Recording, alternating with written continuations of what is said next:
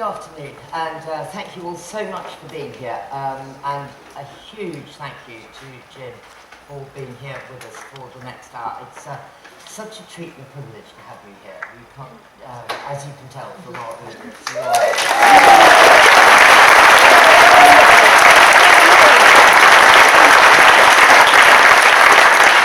you are much loved, and you are extraordinary, and we're very lucky to have you. Well, thank you. What a welcome, Rosie. So, Jim is in a very good mood. This is also very interesting. His new book, The Rough Ride to the Future, is very different. The last time that you and I were together on a Hay stage, which is, I don't know, many years ago, for The Revenge of Gaia, you were pretty depressed. I was, yes, and so was everybody else. Not only scientists, but politicians, the whole lot. What was it? You were saying Al Gore came over, drawing diagrams and things on the telly. Yes, and I think there's a fairly simple reason for it. We scientists are a pretty simple lot, and way back in the last century, there were some French and Russian scientists did some wonderful measurements in Antarctica, and they showed how the changes in the gases of the atmosphere were reflected in the climate of the planet. And the thing that stuck out a mile is there's an almost direct relationship between the amount of CO2 in the air and the temperature of the planet. So everybody says, we can easily predict what it's going to be when the CO2 has risen as a result of burning all that coal and so on. And that's what they did, and that's what made us so miserable, because we knew that by now there'd be about 400 parts per million, and it ought to be getting quite hot and uncomfortable. What happened, I think, we all made mistakes. I'm glad to say I made a mistake. And I think it's important to recognize that if you're sort of in government, or if you're a scientist working on grants, as nearly all of them do, you can't admit making mistakes. It just isn't allowed. But so you've got to be not too hard on them. It was something they did. But it's easy for me to say I made a mistake. And the mistake we made was that the air in the ice ages, there weren't any people, there wasn't any industry. It was clear, unpolluted, and simple. Since we came into the world, and especially since we started industry in the Anthropocene, the air's got to be awful. And so the same things are not happening. Instead of it just simply warming up as the CO2 increases, we're throwing up all sorts of dust and aerosols and things that change and reflect the amount of sunlight coming in. So you just can't predict in the way that you could before. There were other things we left out too, which are much more important and more complicated. But we'll talk about those. Well, one of the things you were saying we've left out is the effect of the oceans. Well, exactly, Rosie, and I think that is truly important. I mean, just think about it. The amount of heat that the oceans, which are a fluid medium that can move around, can absorb is 1,000 times greater than the surface and the atmosphere combined. That's a huge factor, but nearly all of the models we were making at the turn of the century looked at the atmosphere and the surface only. The ocean was only slightly included, just the surface of it. And that won't do, because small changes in the movement of the different layers of the ocean and the amount of heat they hold can produce profound changes in climate. And until we understand the climate of the oceans, as well as we do the climate of the atmosphere, I don't think we can predict very successfully what the temperature is going to be, or the conditions are going to be in so many years' time. You've got a rough idea if the CO2 goes up, it will certainly get warmer, or it ought to, but always at the back there's the possibility there'll be some large movement of ocean water that forces cooling of the planet rather than heating. And that'll be our problem. Even though at the moment we're getting more rain, more extreme weather as a result of what warming we have got, more water is getting into the atmosphere. Yes, And I think there was a paper from scientists at the Hadley Centre in one of the journals not long ago, pointing out that water vapour in the atmosphere is rising as well as CO2. I think their interest was that, of course, it is the main greenhouse gas, much more than CO2, and the two tend to go together. But what everybody seems to forget, and it's very obvious up here at Hay, that there's a lot more water in the atmosphere, a lot more rain is going to come down. If it has to go around the sun. Yes. But you write a lot, though, about that we are in a period now of accelerated evolution. The Anthropocene period, as you put it. Can you tell us how that began and what actually it means for us? Yes, they call this accelerated period the Anthropocene. Well, it's an academic word. I don't like it. It's a heavy sort of scholastic word. But it's up to you all to think of a better word, and I'll start using it. But I'm stuck with Anthropocene at the moment. But I think it all started in a very strange and simple way. And as usual, the English were at the bottom of it. There was a blacksmith lived in Dartmouth in Devonshire in 1712. He made the world's first efficient working steam engine. It wasn't that efficient, but it made money and it worked so well and did its job so well that it was manufactured on a grand scale. And that started the Industrial Revolution.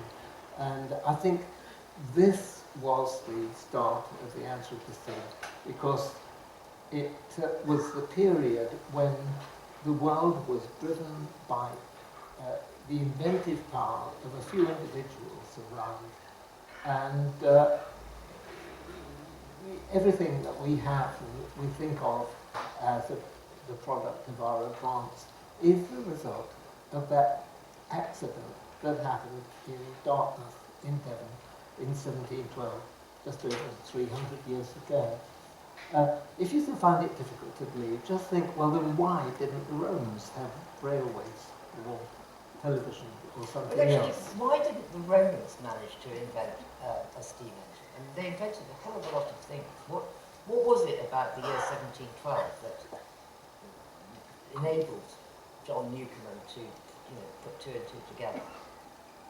Two things, I think. One is that he was obviously, although not remembered as such, a very competent inventor. And it was quite a trick, making a boiler really work and didn't blow up or leak or something like that. And there was that side of it. But there's rather more to it than that. One thing that Newcomen did that nobody else had done before was to take a source of heat, which is burning coal, and that's where England comes in again, because it's one of the few places in the world where coal lay around on the surface. Italy, you didn't have to mine it at first, and the first mines were quite easy near the surface.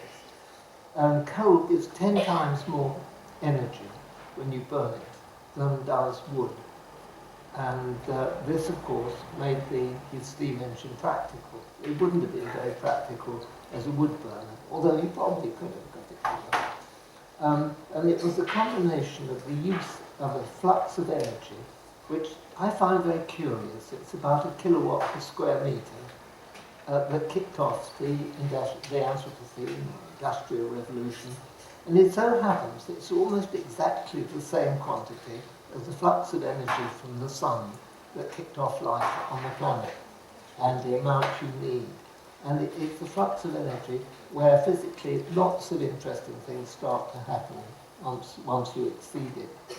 And he was the first one to exceed it. The Romans didn't, the Chinese didn't, nobody else did before. And that plus his inventiveness was what led us to where we are now.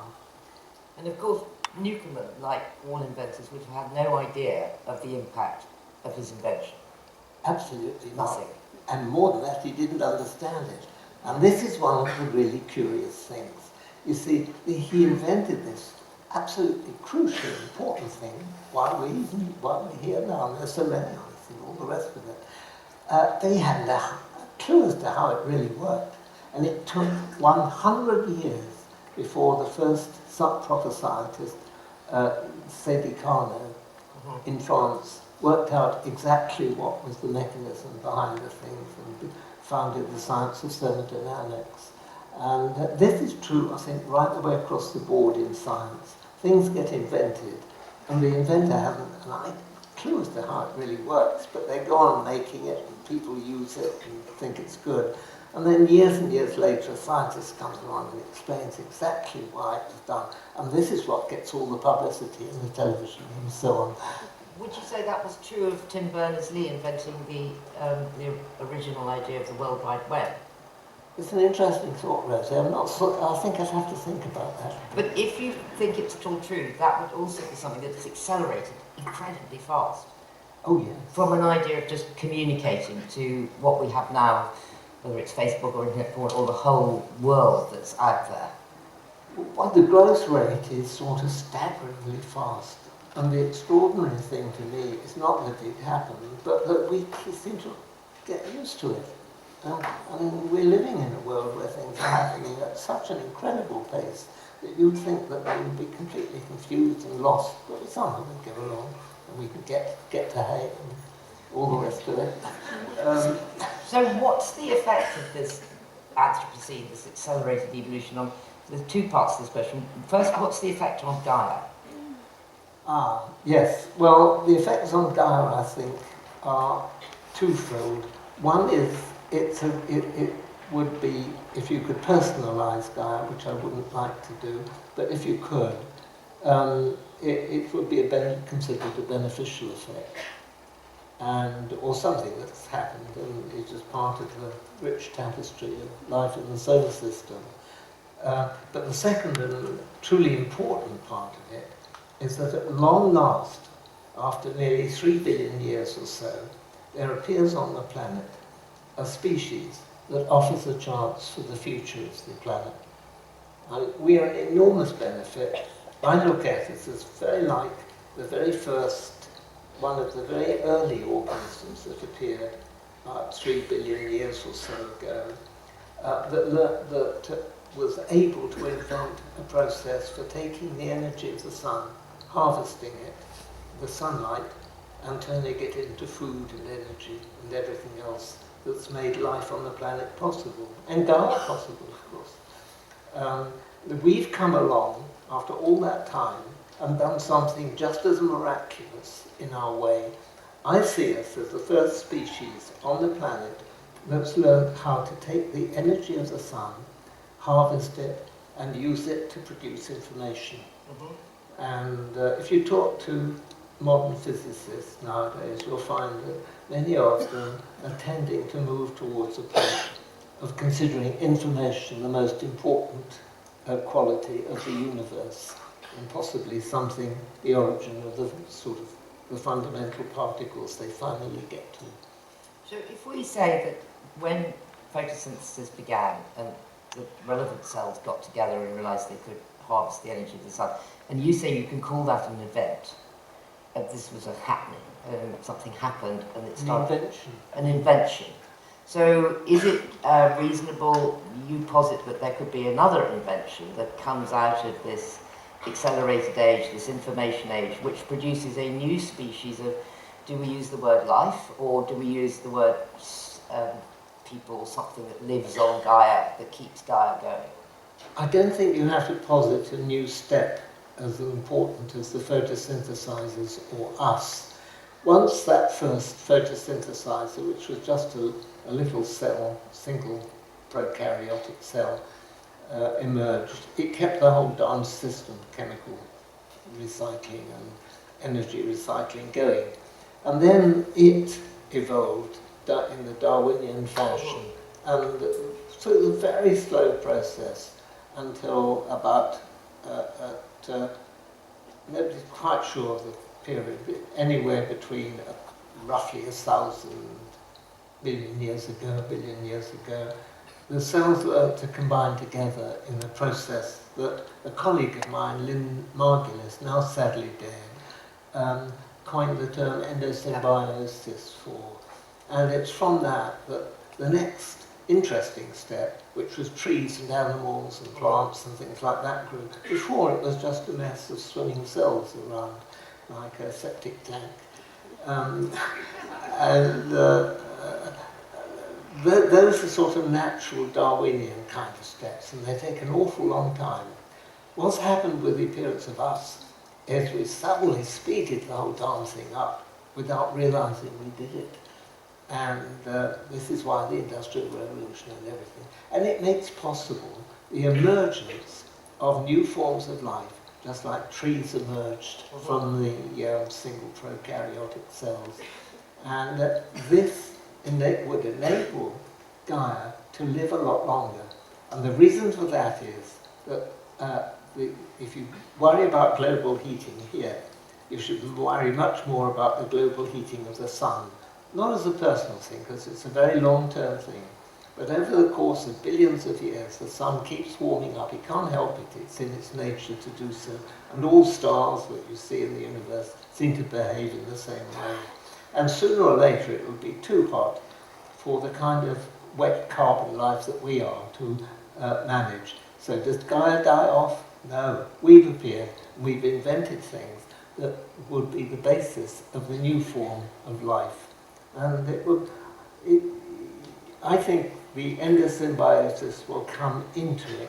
There won't be sort of rival, very intelligent computers that the American writers, Kurzweil and so on, talk about taking over in a kind of Star Wars or something like that. Not a bit of it. I think it'll be much more a combination of things. I mean, I myself got a pacemaker in me. Now, it's already proposed in a year or so, but instead of having a battery to run it, it will just draw power from my system, one way or another. And as it is at the moment, it's connected by Wi-Fi to the outside world. The one thing I really dread is getting it joined up to the internet. All the spam will come in. Then I'll be totally confused. But is that what you mean, somewhere in the book you say computers are getting more organic? Is that how you mean that expression? Getting more, sorry. You said they're getting more organic, and I wasn't quite sure what you meant by that. Alive in a way. It's extending the use of the term life to include, for example, a combination of us and a computer chip form of life, or later on perhaps the kind of silicon life existing on its own. But the point about the silicon life is that, of course, it can withstand far higher temperatures and therefore would allow Gaia to continue long after the sun has heated up too much for us.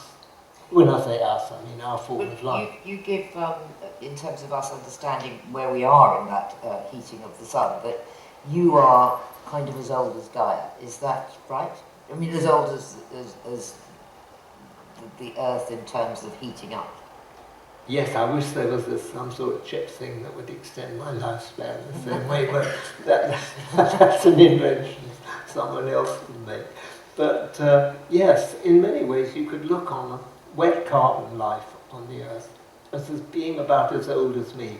I'm 94 at the moment, so it gives you an idea of the kind of lifespan.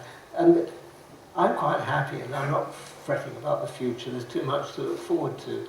But you wouldn't give me a lot of lifespan. Nobody would. Unless we get a lot more pacemakers in. That's right. And all these things. All get it. So that's not very That's good. how we take, you know. You're also saying that, I mean, as a species, we're already doing lots of adaptation because we're all moving into cities, more and more. And that we can live, without maybe consciously thinking about it, there are different ways to live in warmer places. You talk about Singapore quite a lot. Indeed I do. And this you kept started with where we all doom and gloom about global warming at the turn of the century. One thing we should have looked at then, a very simple one, well, what about Singapore? You see, the very worst climate models said that temperature, if everything went wrong, by 2100 it would have warmed up 6 degrees globally above what it is. Well, Singapore's 12.5 degrees above the global average. So why isn't everybody in Singapore dead or fried or whatever? Actually, it's one of the most successful cities in the world, and people, their problem is everybody wants to go and live there. And not only Singapore, but the countryside around it, the wildlife. It isn't all dead. It's a typical equatorial jungle. So something's badly wrong somewhere. We can stand a lot more heating before things become impossible. But Singapore also has a heck of a lot of air conditioning, so they are using a traditional energy source, aren't they? They are now, but a cousin of mine, now sadly dead, was born in Singapore in the early 1920s, long before there was any air conditioning anywhere, and he and his family, they lived there, managed perfectly well. So what do you feel about all of the attempts at the moment to combat what the global warming, or whatever we're going to call it at the moment, in terms of green energies, and are still, well, at the moment, apparently the world's abandonment of nuclear? I think all of this is well-meaning but totally misplaced.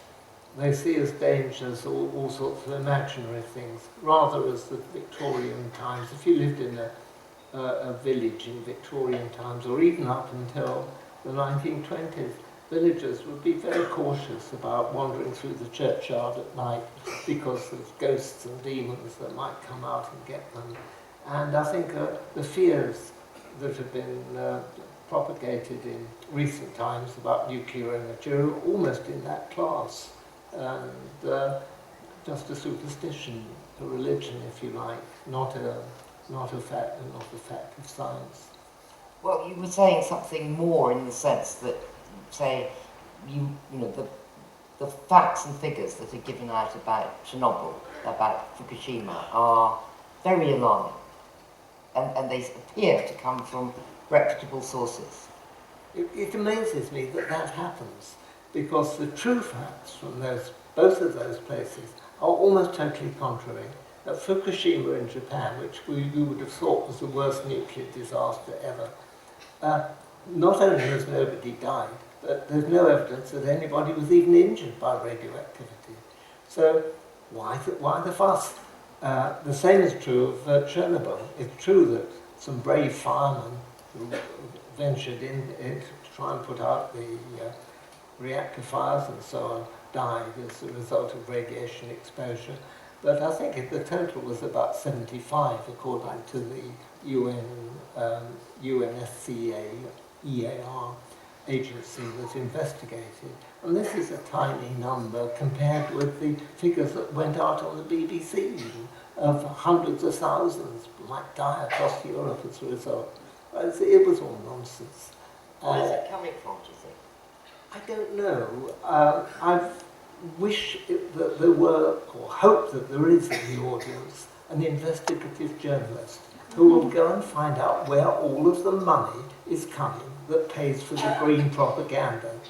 And it's very curious because I know the nuclear industry very well, and I said to them a long time ago, why don't you spend some money advertising to counter all this nonsense about nuclear energy? And they said, but only if we could. But you see, we're just a cottage industry, and we don't have the money to do it. And when you think about it, a pound of uranium will give nearly as much energy as 100,000 pounds of coal. So the throughput of uranium is tiny compared with the throughput of coal or oil, and so they don't have much money.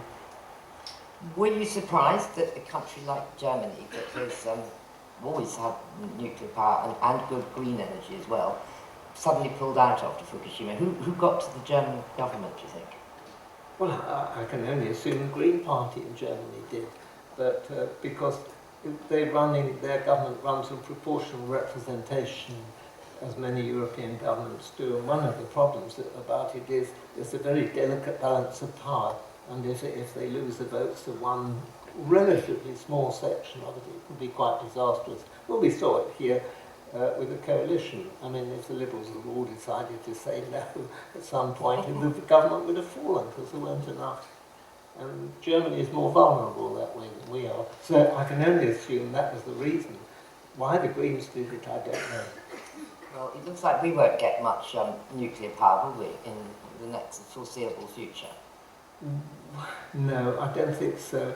It's very sad because it's the safest form of power. We've had it in this country for donkey's years, and in the 1970s, I think 30% of the electricity in Britain was coming from nuclear.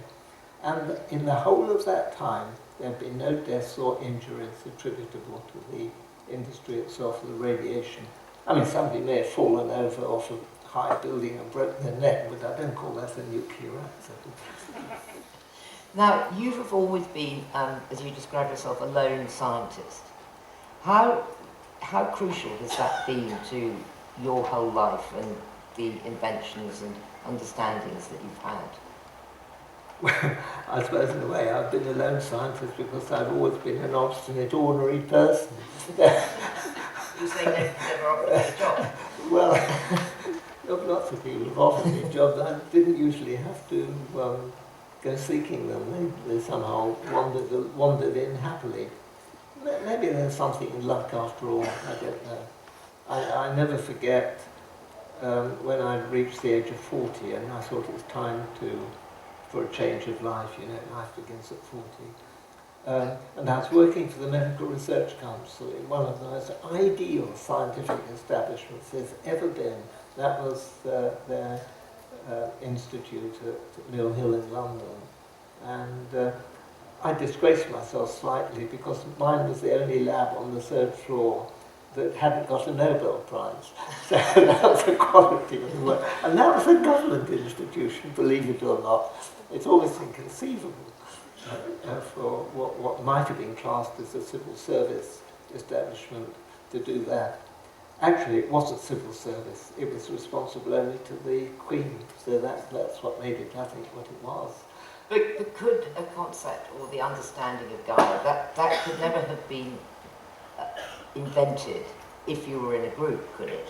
No, I don't think so. Nor could it have been invented if I'd stayed at that beautiful scientific institute.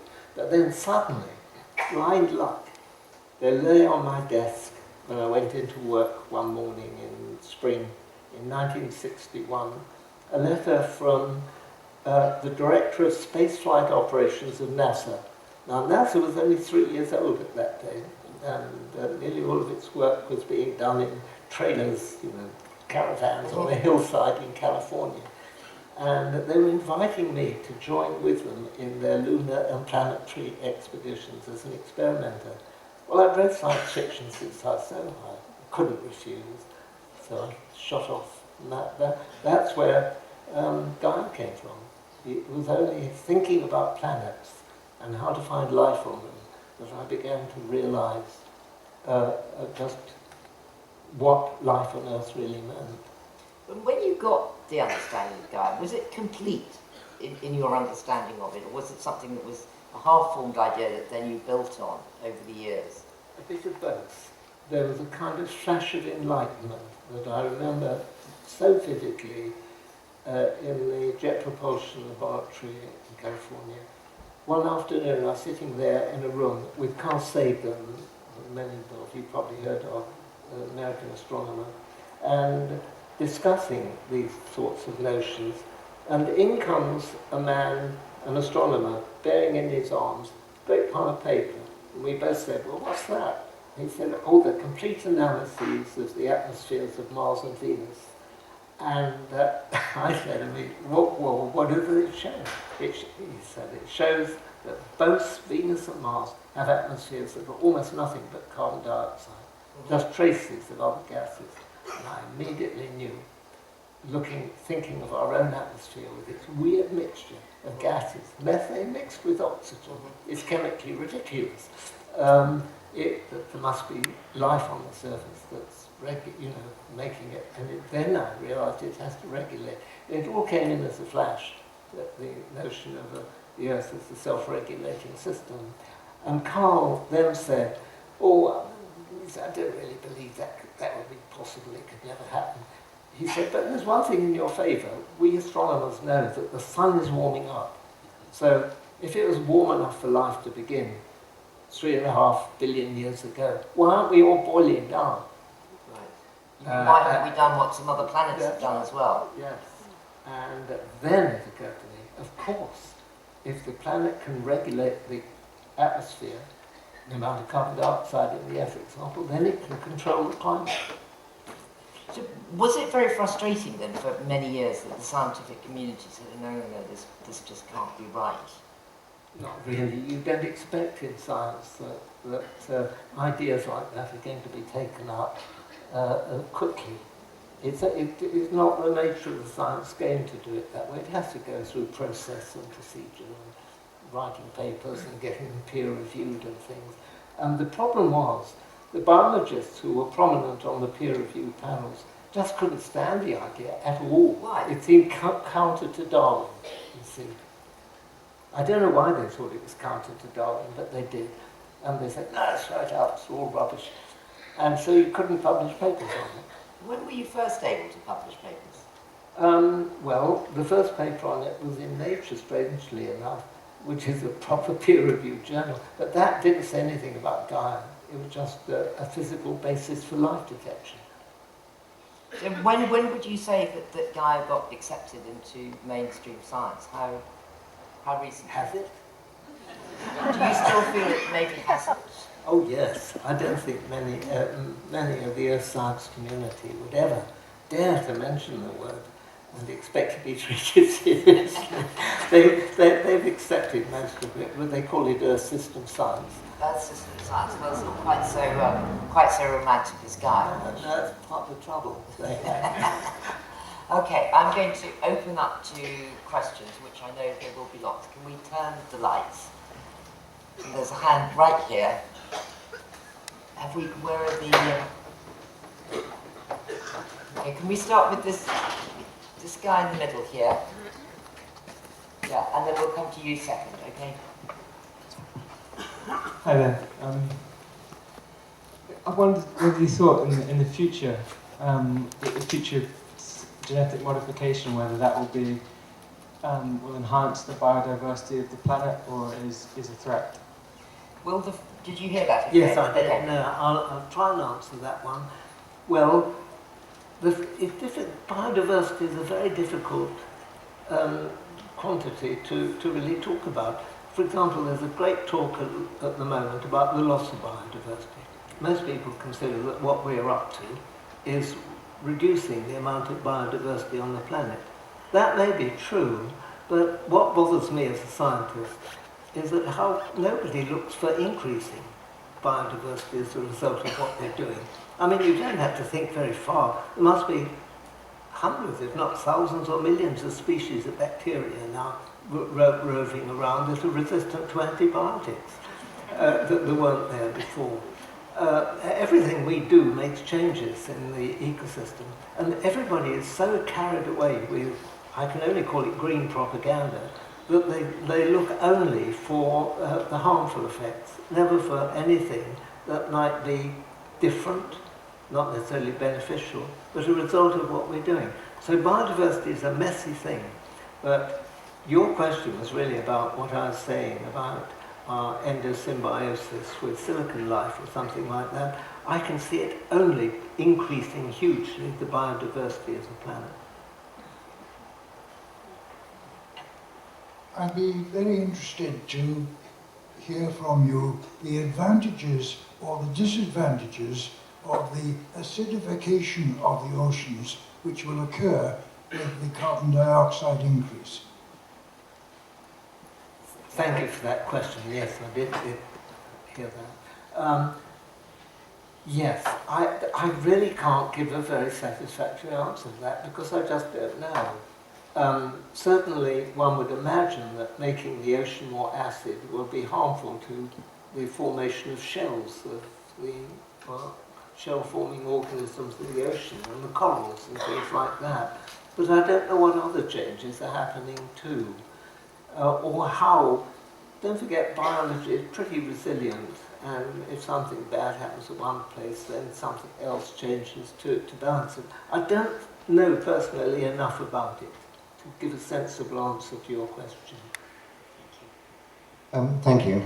I think the discussion on the temperature rise and the impact on Singapore might be slightly misleading, because it's not really the small half a degree temperature rise on the life of the individuals there that matters. The point is that a half a degree temperature rise of the whole atmosphere represents a very large amount of energy. And then when you get fluctuations in the atmosphere, which of course we do naturally, you can get that extra energy concentrated in small places, which can lead to devastating atmospheric events, of which we've seen some in recent years. So I think a half a degree temperature rise in the atmosphere is a very serious matter. Thank you for that question. Your point is well taken. We live right at the edge of the sea in Dorset, and this winter there were 5 hurricane force winds in a month that practically washed away the Chesil Beach, which has been there for mere geological periods beforehand. Yes, violent events can occur when you mess around with the temperature or whatnot of the atmosphere. But I think I was thinking more long-term here, as usual. If you go back in history to 55 million years ago, there was an event called the Paleocene-Eocene thermal maximum, when a vast amount of CO2 is thought to have erupted into the atmosphere as a result either of methane hydrate suddenly being released, or alternatively of a volcanic sill entering a huge petroleum deposit and vaporizing the whole lot of it into the atmosphere. Whatever, there's fairly good evidence that the CO2 went skyrocketing upwards, and the temperature rose about 5 or 6 degrees. The planet grew so warm, there were crocodiles living in what was then the Arctic Ocean. It was a pretty small ocean then, but their bones can be found in it. So the question is, why wasn't there some great loss of biodiversity? Why does the fossil record say some sudden dip like it did after the planetesimal impact? There's hardly any trace of it. Everything seemed to go on as usual. And my take on that is the most probable explanation, and this is only a hypothesis, it's not the truth, is that the planet warms up more or less uniformly all over when you put a lot of heat into it. The poles, as we're seeing nowadays, begin to warm first. More and more. The equatorial regions stay much more or less as they were. And I think that is the future for a warming Earth. It's a kind of, it just becomes more uniform all over. Now, whether that's a good thing or a bad thing, I wouldn't know. All I know is that there was no great loss of biodiversity when it happened. Polar bears, of course, we go. But then, as you say, we might get more brown bears. More what? Brown bears. Oh, yes, yes. I mean, if that's happening. Lady over there. Hello. Based on your research over the last decades, what do you think is worthier or more important of saving, Gaia or humankind? Gaia. Which is more worthy of saving, Gaia or us, basically, humans? I don't think it's any use my expressing an opinion on that, because I can't change it in any way, whatever. But Gaia will go on, there's no doubt about that, even if we get wiped out. But it would be a great loss if we were, not only to us, but to Gaia.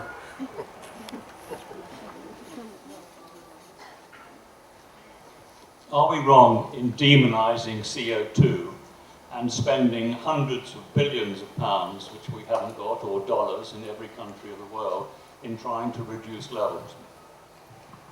I could not agree more strongly with you in what you're implying there, that we are wasting money endlessly and trying to summarise it, save the planet, instead of trying to save ourselves, because the latter is much more important. The planet is more than capable of looking after itself, and has shown this. Anything that can keep life going for 3.5 billion years through numerous planetesimal impacts and all sorts of nasties happening isn't going to be bothered by what we're up to. It can benefit from what we're up to, but it's not going to be bothered by it. No, I think that especially for people living in this country, that to waste money trying to save the planet is quite ridiculous. We shouldn't be spending any of it. There's so many things that can be badly harmed as a result of minor climate change. Like, look at the Somerset levels, for example. We shouldn't be fretting about ecology and so on. We should be making it a more decent place to live in, and with an ample supply of food.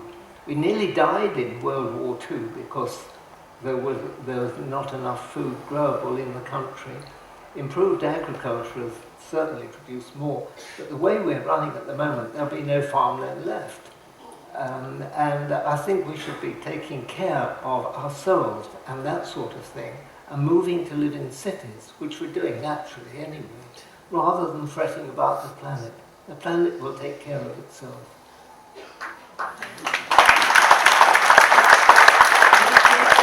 Stay with the question of cities for a second, because you do also talk about the extraordinary brilliance of the termite and how that has actually gone on for, well, I'm not sure how many billions of years, but a very long time without having to change. I mean, what relationship can you see between us and the termite?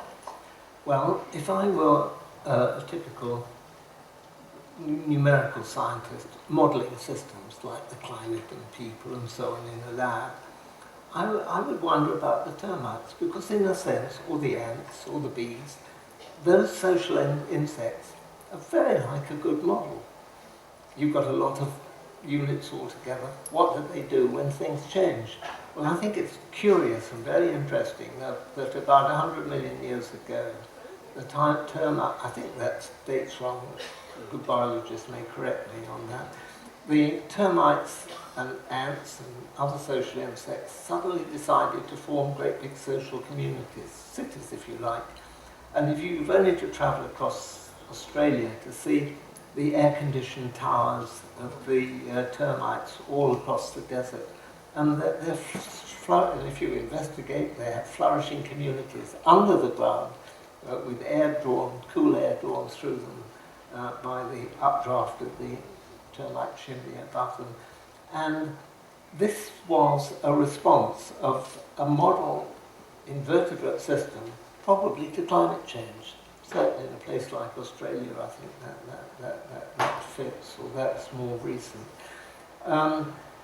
So cities, I think, are the human equivalent of those nests, and it seems to be a spontaneous thing. I believe it said that more than 90% of people in the first world are now moving to live in cities, and even in the rest of the world, the figure is over 50%. And you can sort of see this move happening. It's an evolutional step that we are, in a sense, or the whole system is solving its problems in its own sort of way. How would we, though, as people, I mean, you know, what would happen to a termite like you? You know, the lone scientist in the middle of this nest. Do you kind of want a bit more? Tough luck. No, but it's a very intriguing idea. It's very, okay, yes. Thank you. Jim, thanks very much for fabulous insights. And I just, I wanted to comment on and perhaps just slightly take issue with one point that you made about looking for the long term and the short term. Because you talked about how we shouldn't be worrying about saving the planet, we should save ourselves, and I couldn't agree more. But I might argue that looking to deal with climate change is actually about saving ourselves because of those short-term effects that could wipe us out. And so when you talk about antibiotic-resistant bacteria, it's good for the bacteria, but probably not that brilliant for people. So what I wanted to ask you is, do you think that dealing with climate change is actually about saving ourselves rather than saving the planet?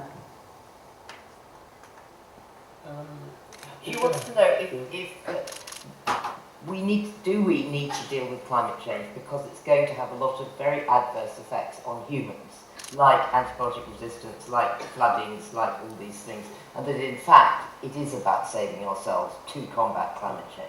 Sorry, I was slow. It's a complex question, that one, and you know, there's a lot of questions all bundled in it.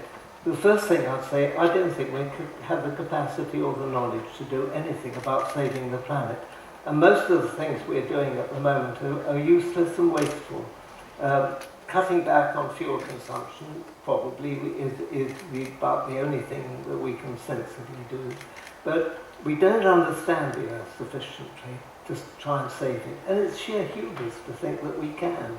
Again, I stress that the planet has been regulating itself for 3.5 billion years successfully for the life it bears. It is sheer hubris to think that we can barge in and say, oh no, you're doing it wrong, you shouldn't do it like this. That's one my main reason for feeling that. But I do understand your feeling. You want to do something about climate change. But living on this small island, I do feel we have to concentrate ourselves on saving us. We are important people. I mean, one of the more civilized communities in the world, and we could easily die of starvation if we do it wrong. Yes, but I mean, carrying on with Gabrielle's point a bit, I mean, she, I think, is saying just that. I mean, we have to make sure that we still have a food supply despite the excess rainfall, the chaotic weather patterns. Otherwise, we'll starve. But you've also always been quite, what's the word, not quite ruthless, but, you know, the fact that we might suddenly be a quite reduced number of people doesn't worry you very much. Is that fair enough to say, provided some of us keep going? Well, don't forget that I speak with a forky tongue. I've got one fork says Gaia and the other fork says me. As far as Gaia goes, I don't think a reduced number matters a damn. Provided the right people remain who can help things along. No, I don't believe there should be a selection committee for survival. No, don't like that at all. No, remember, all of us, according to the geneticists, everybody in the world came from a few thousand that survived, about 80,000, I think it was, years ago, during the glaciations. And so you don't need an awful lot to build it back. And at our reproduction rate, it really doesn't take very long. Okay. Right. Okay, we'll come here and then we'll go back up to the back. Just, you mentioned a few times talking about Gaia and us and separating it and us. Would you say we are it rather than it and us? Very good question, thank you. It's a bit difficult if you're one of the members of the thing. It's a bit like talking to a red blood cell in your body if they even had a nucleus and could talk. It can only represent itself, and that's true of me. So yes, I accept your point there, but speaking as a scientist, you can consider the system of Gaia as a self-regulating geophysiological system that looks after the planet and keeps it always habitable as one thing, and human beings and society as another. But we're really talking about parts of the same system. Thank you. James, thank you so much for an extraordinary talk. I was just slightly troubled by the term green propaganda, which does seem to me to be a slight whisper in the wind in comparison with some economic propaganda. And I do worry that it will be used as a term to give succour to some elements which are destroying, for example, some of the natural resources and beauty on this planet, which in itself is a very healing thing for human beings. So I don't know what you think about the precautionary principle, but I do worry about using the term green propaganda and it escaping too far, because I think it could have a very dangerous effect. Thank you for that question. You're absolutely right. I'm being provocative, of course, and have to be. I think that's my role here. Yes. Sorry, the last bit of the question. Well, really to look at the question of green propaganda and whether if you use terms like that, it's going to effectively backfire on this, yes? Yeah, well, as I said, I accept your criticism there, but use it provocatively because we use green ideas without thinking of the consequences or whether in fact we can implement them. For instance? Well, I mean, trying to go mad about renewable energy, unless you think the whole thing through, it's not very practical. Certainly not for a nation like Britain. If you happen to live, for example, in the Sahara or in Southern California, there's a lot of sense in using solar energy to provide for you. If you lived on the Aleutian Islands, it'd probably be a good idea to use wind turbines. But I'm not sure that either of those are really any use in Europe as it is at the moment. Solar in Spain, yes, you're beginning to get a hot enough, bright enough sunlight to do it. And everybody seems to forget the obvious point. The time you need the most energy is in the winter time when there isn't any sun, or very little in these latitudes. And we're stuck at the moment with burning fossil fuels, and the sensible thing to do is to burn them as efficiently as you can, whilst we work out a more sensible way of providing energy for ourselves. We seem to have thrown nuclear out to the winds, again, as a result of green propaganda, and I insist on that, because there's no evidence whatever that nuclear is either harmful or expensive. It ran this 30% of the electricity of this country in the 1970s and hurt no one. It was efficient and it was improving all the time. But it was thrown out of fears which were unjustified, and that was the result of anti-nuclear propaganda. And now I'm curious to know who pays for it.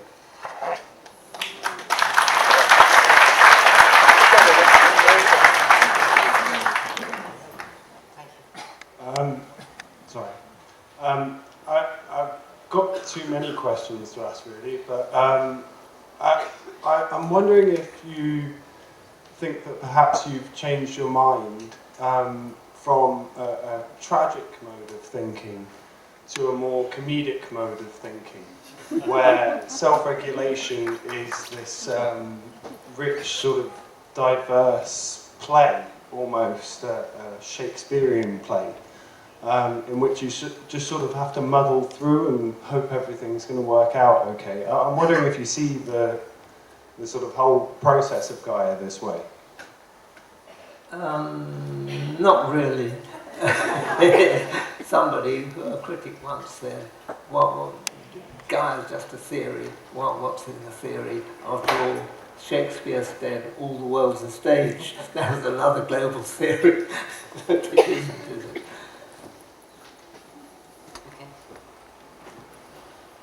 Hello. I was avidly reading your books on Gaia over 10, 15 years ago, and I was wondering how a single man could amass such data from the whole planet, especially restricted states like China and Korea, etc. Okay, I think you were saying, how could one man amass such data and information, especially from countries like China? How did one man conceive Gaia, basically? He's asking me, how did I conceive it? Yeah, I think... the answer to that is quite simple, I don't know. It's an invention, and if you read my book, the point I make there is that inventions are for the main part irrational. You never, as an inventor, I speak knowingly here, inventions do not come from rational thinking. However much the academics may think otherwise, they don't. They just come into your mind as intuitions. So I don't know the answer to that. How did Gaia come into my mind? It came in as an intuition. And you can't make a plan for that, can you? No, and it takes you a long time then to explain.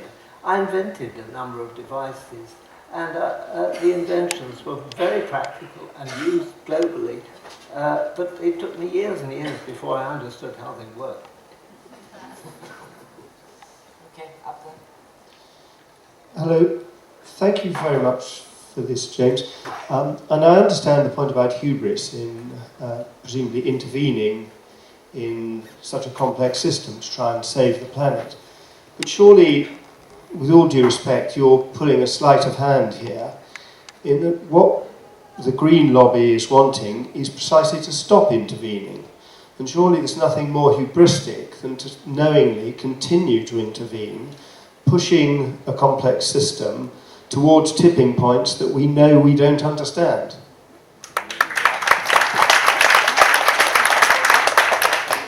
I take your point, but bear in mind, I'm quite ancient, and when I grew up in this country, in the 1920s and 1930s, it was one of the most beautiful countries in the world.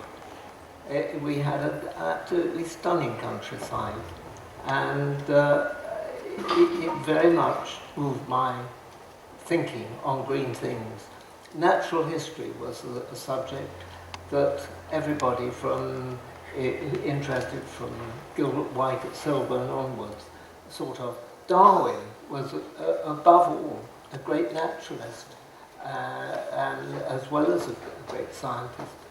And that was the world I grew up in.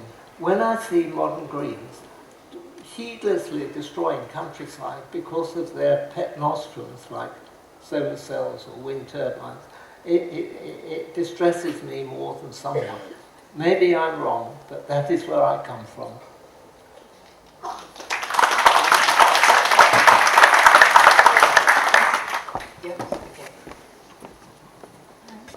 Just a simple question. Do you think Gaia has consciousness? Yes, you're asking, yes, exactly. Well, only through us, I suppose. Only through us? Yes. Okay, time for one more. You said man should do everything they can to protect themselves now. At this conference, I've just heard Professor Barnum explain that he and his team have developed panels for trapping solar energy, greatly efficient, that could reduce our costs and save the use of fossil fuels. Are you aware of his work? No, I'm not, but I'm perfectly prepared to accept that it could happen. And good, if it can, then we'll be a lot better off. But don't forget, as an inventor, I know it takes a very long time for a laboratory demonstration to be made a global practicality. It takes on average about 40 years. And we may not have that long. But you also make a point in your book that, you know, when we really need it, like in wartime, we can make something happen incredibly quickly.